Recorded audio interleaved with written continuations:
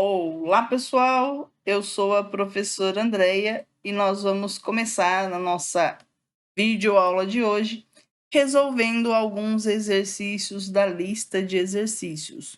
Vamos falar um pouquinho sobre algoritmos e entender aqui o enunciado do que está sendo pedido para, através das técnicas de lógica de programação, decidirmos qual a melhor estrutura a utilizar para resolver este problema. Então, vamos lá. Primeiro, vamos ver o que está pedindo para ser feito, né? O que é que o meu cliente quer que eu faça aqui dentro do meu algoritmo. Deixa eu só deixar essa parte aqui de baixo menorzinho para ficar mais claro para a gente entender aqui o nosso enunciado. Então, o enunciado está dizendo o seguinte, que é para a gente construir um algoritmo que leia o código. Então, eu tenho aqui a informação de entrada, né, de dado, que é o código de um determinado produto e mostre a sua classificação. Beleza. Então, pelo enunciado, eu entendo que eu terei um dado para entrar, que seria esse código, e dependendo desse código, eu vou mostrar qual é a classificação, qual vai ser a saída de dado que eu tenho que exibir. Se você ainda não viu as nossas videoaulas de entradas de dados, saída de dados, ainda não tem um domínio, né, sobre esses conceitos, recomendo que veja as nossas videoaulas anteriores que trata deste assunto, né? Aqui no canal nós temos uma playlist com vários programas aí resolvidos, né, em Visual G e que trabalha também essa parte conceitual. Muito bem. Então, já sabemos que a gente vai ter uma entrada, né, e uma saída de acordo com uma tabela, né, que foi passada também no enunciado. Então, está falando aqui, ó, qual é o código, né, e qual é a classificação correspondente a este código. Então, se o código aqui for 1, né, ele vai mostrar a mensagem alimento não perecível. Se o código for 2, 3 ou 4, alimento perecível. Se o código for 5 ou 6, vai ser vestuário. Se o código for 7, será higiene pessoal. Se o código for 8, 9 ou 10, vai ser utensílios domésticos. E qualquer outro código, né, é para saída inválido. Então, vai mostrar lá uma mensagem inválida. Então, basicamente, ele vai só entrar com um determinado valor numérico, né? O código aqui é numérico, então a gente já pode pensar em definir esse código como sendo um valor do tipo inteiro, e dependendo do código digitado lá pelo usuário, ele vai dar uma mensagem como saída. Beleza. Tenho essas duas informações e sei cada uma das saídas, né, que eu tenho que colocar dentro do meu algoritmo. Então, para começar, o que eu preciso declarar aqui na minha seção de variáveis, né? Como eu só tenho um código de entrada e a minha saída será só uma mensagem, eu não preciso declarar duas variáveis, uma para entrada e uma para saída. Somente a minha variável de entrada precisa ser declarada, que é a minha variável código, né? E como aqui a gente só tem números, ela pode ser do tipo inteiro, beleza? Então, só vou ter uma variável aqui para declarar na minha seção de variáveis, que vai ser o código de entrada. Muito bem. Agora, para decidir qual é a estrutura que eu vou utilizar para resolver este problema. Então, eu sei que é o usuário que vai informar esse código, né? Porque a gente vai fazer uma leitura desse código via teclado. Então, é o usuário que vai informar isso. E para que o usuário informe o código, ele precisa saber o que eu estou pedindo. Então, o programador, né, para começar a resolver este problema, precisa pedir lá para o usuário que ele entre com o código. Então, eu vou colocar uma mensagem de saída na tela do usuário solicitando isso, né? Digite o código produto. Beleza? Então, essa informação é o programador que tem que solicitar para o usuário. E o que vai ser solicitado, né? Qual é o valor que ele vai digitar ali e onde eu vou guardar este valor. Então, eu criei uma variável que se chama código para que eu possa armazenar aquilo que o usuário digitou. Tá? Então, por enquanto, nós só fizemos aqui essa primeira parte de leitura desse código, né, que o usuário vai digitar. E para ele digitar esse código, né, para não ficar aquele cursor intermitente ali na tela, ele precisa saber o que ele está digitando. Então, essa mensagem é só para sinalizar ali o usuário de que ele precisa digitar um código aqui para mim. Beleza? Muito bem. Então, de quais formas, né, nós podemos resolver este problema? Eu poderia utilizar aqui uma estrutura de decisão, né? Um se, então, se não, para poder percorrer lá os valores, né? E decidir qual mensagem vai aparecer na tela. Observa que em alguns casos, né, eu tenho mais de um valor que vai dar aqui o mesmo resultado. Então, para resolver isso com uma estrutura de decisão se então, se não, eu precisaria de utilizar vários, né, Cs, então, se não intercalados aí, aninhados, né? E além disso, em alguns casos, juntamente com a estrutura de decisão, eu teria que usar também os operadores lógicos, né? Porque eu tenho mais de uma possibilidade, né? Seria um ou aqui, né? Uma comparação com ou para cada um desses casos. Minha estrutura poderia ficar um pouco maior. Mas, né, como eu já tenho esses valores bem definidos, a gente pode utilizar a estrutura escolha caso, que vai facilitar a organização do meu código aqui na hora que eu for escrever o meu algoritmo. E como que a gente constrói, né, a nossa estrutura escolha caso?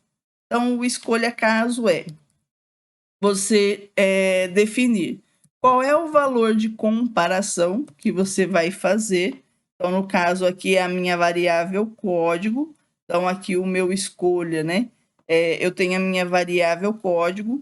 Só para eu não esquecer de fechar a estrutura, eu já vou usar aqui o fim escolha para ele poder encerrar. Então, eu iniciei aqui a estrutura escolha usando o valor de comparação para cada um dos casos, né, que eu tenho dentro da estrutura, que vai ser comparado com o código, e aí eu começo a construir aqui cada uma dessas comparações. Então, nós voltamos aqui ao enunciado. Qual que é o primeiro caso, né? Então, caso o valor do código for igual a 1. Então, vamos colocar aqui, né, no nosso código, no nosso algoritmo. Então, caso 1, né, se o valor digitado lá pelo usuário for 1, o que ele quer que eu faça?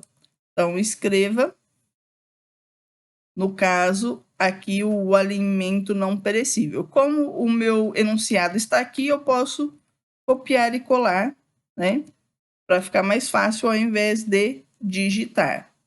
E aí eu vou fazer isso para os demais casos também. Então, aqui, né, caso o meu valor for igual a 2, 3 ou 4, como que a gente pode usar essa comparação quando eu tenho mais de uma possibilidade dentro do mesmo caso? Eu posso fazer isso separando também por vírgula. Então, 2 ou 3 ou 4, tá? Então, ele vai comparar aqui com o primeiro valor, vai comparar com o segundo valor e vai comparar com o terceiro valor. É o mesmo se a gente estivesse usando a estrutura de decisão C, então, né? Ele vai fazer a primeira comparação com o valor do código, se ele for igual a 2, ou se o código for igual a 3, ou se o código for igual a 4. Só que aqui eu tenho uma estrutura um pouco mais enxuta, né? Então, se for isso, qual é a mensagem que ele vai mostrar, que ele vai exibir, né? é o alimento perecível, tá? Então, eu vou copiar aqui, né? Alimento perecível. Muito bem. E aí eu vou fazer o próximo, né? Então, o próximo é caso 5 ou 6. O que ele vai escrever lá na mensagem, né? Que é o vestuário. Observa que, né? Se eu entendi a estrutura, né? Se eu entendi o que eu tenho que fazer, aí é só montando aqui cada um dos casos, né? Caso 7, escreva higiene pessoal.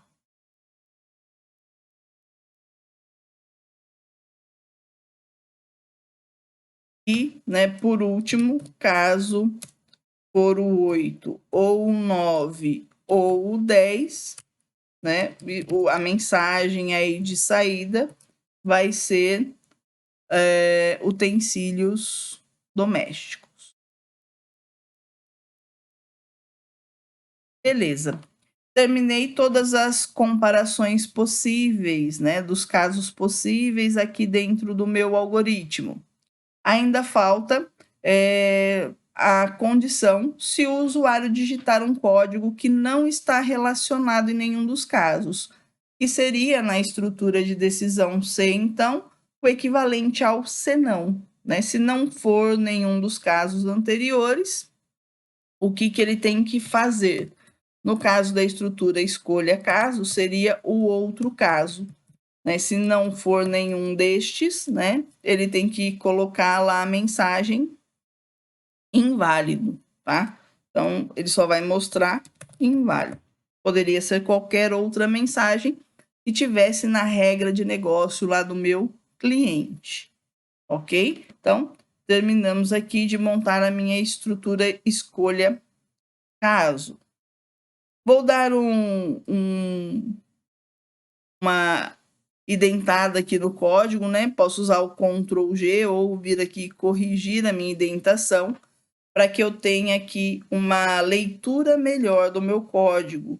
Lembrem-se sempre, né, de usar a indentação para deixar mais claro o que você está fazendo, né? A leitura do código que você está escrevendo, para ele ficar esteticamente correto, né?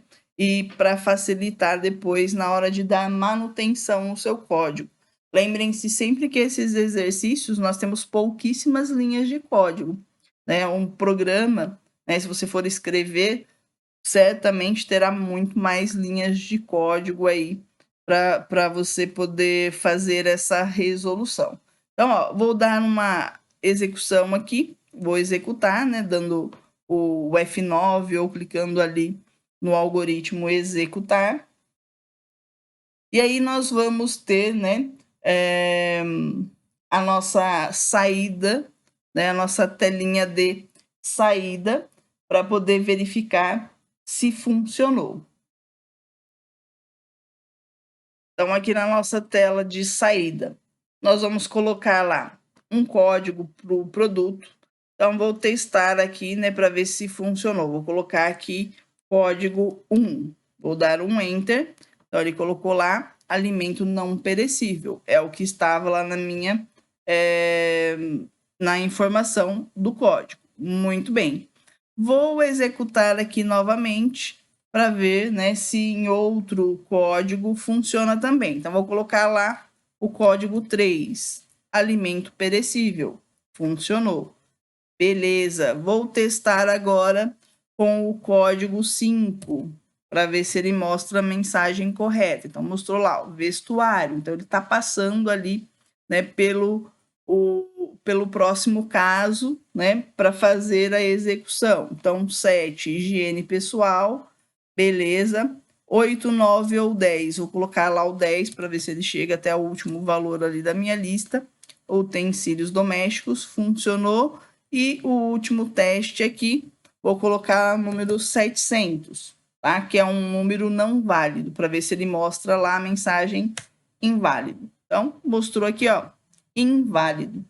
Tá? Então, tá correto, né? Ele tá exibindo lá os valores que eu programei, que eu pedi para ele mostrar, para ele exibir. Então, o meu algoritmo aqui está funcionando, belezinha, dentro da estrutura escolha caso. Então, para nossa aula de hoje, né, é isso que a gente queria passar aí para vocês. Na próxima aula, a gente continua a resolução dessas listas de exercício. Na verdade, aqui, né, o nosso programa, ele está exibindo a execução aqui, ela é feita para uma vez só. Então, eu consigo executar, né, digitando lá um código, mas ele só vai fazer uma vez. E se eu quiser que ele faça várias vezes, né, aí entra a estrutura de repetição, que a gente vai ver na nossa próxima aula. É isso aí, pessoal. Um abraço e até a próxima.